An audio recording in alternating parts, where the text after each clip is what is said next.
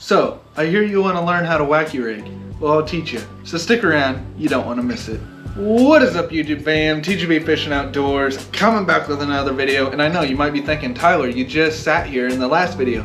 That's right, because I just filmed that video. And I'm filming this video too. Because once again, it's 95 degrees out. I'm trying to put out some videos so you can see me fish in wintertime when I'm not fishing. But, wacky rig, okay? I use this in the spring, summer, and fall, and you can use it in the wintertime if the water's open. But bass are going to be eating worms a whole lot more in the summertime than pretty much anything else, and bait fish. But how to wacky rig if you are brand new. So the way a wacky wig looks is your bait, your little jig head here. Now I have a 1/16 ounce. I don't really go too heavy on the jig head here. They sell special wacky rig hooks that are weightless, and that'll give a better action. But I get a 1/16 ounce jig head, wacky rig jig head, and it falls just a little bit more faster. And these sides here will kind of shimmy down and then sit there like a worm. And you can hop it up and it'll shimmy back down. It's all about the shimmy. So, how to wacky rig here. I'll snip this one off, start fresh for you guys. So, you got your combo, you got your line, you got your hook, but you don't know really how to do it. So first, I tie a Palomar knot, which might be a video in its own, that I'll teach you right now also. So I put my line through, take my line through the eyelet. Now I put it back through. I'll throw up a picture actually right now, because I'm sure that'll be easier to follow along. And then I put my line back through the eyelet.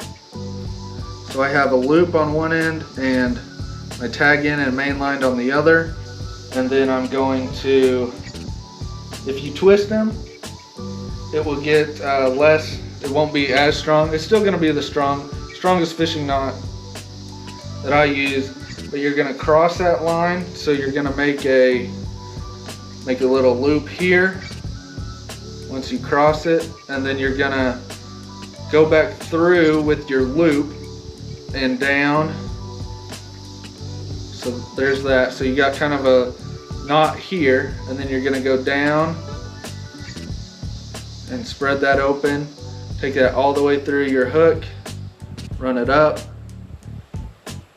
and cinch it down. Yeah, that's pretty much it, how you tie a Palomar knot.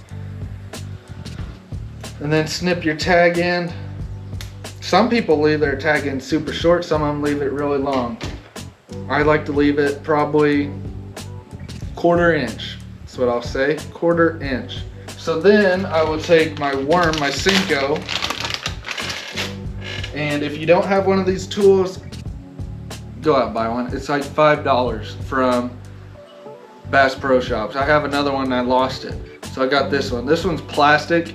The other one I had was metal. It don't really matter, but these have rubber bands on them, and they're gonna save your Senkos from blowing through packs and worms all the time. And you can also buy more O-rings for them. So you take your O-rings here, and if you don't have this tool, you can still wacky rig, but this just saves your bait. So you're gonna push this down, and this is probably the hardest part, is pushing these 2 O-rings down to the end. There we go. So you wanna get it right on the end, and then take your stick bait, bend it in half, kind of see where it is.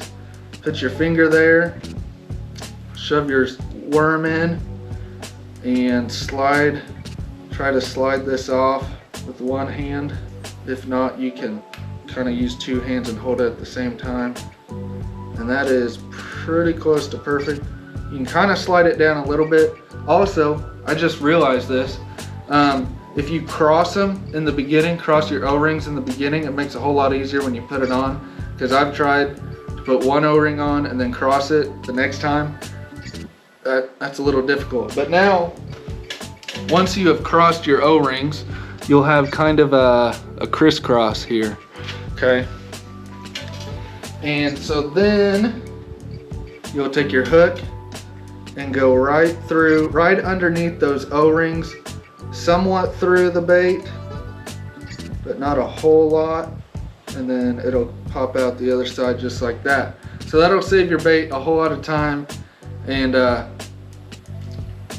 obviously a fresh worm will do better, because these worms have been sitting and they kind of pinched it off. But that's how you wacky rig your bait. And then you'll just throw it out in the water. You'll flip it out in the water, let it shimmy down.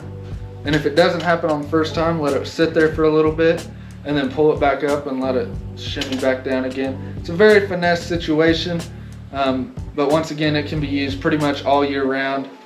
So very simple video. So thank you guys so much for tuning in. Take your previous verse of the day with you.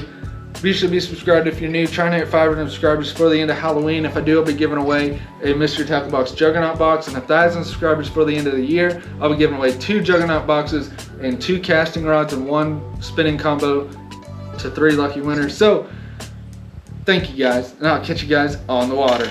Peace!